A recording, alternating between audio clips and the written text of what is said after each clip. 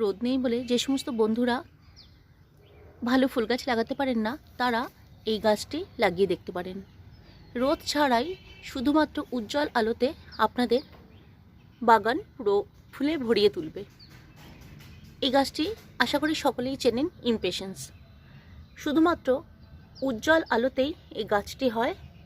এই গাছের একটা জিনিসই আমাদের একটু খেয়াল রাখতে হবে, যাতে এর গোড়ায় জল না জমে, তাই ওয়েল ড্রেনিং সয়েল, এবং জলটা কিন্তু এর লাগবে, কিন্তু এমন জল আমরা দেব না যে গাছের গোড়া পুরো কাদা কাদা হয়ে যাবে।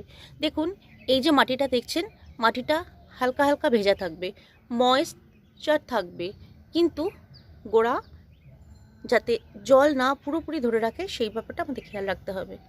এগুলো বিভিন্ন কালারের হয়, আপনারা প্রতিটি কালারের এনে আপনাদের বাগান ভরিয়ে ফেলতে পারেন।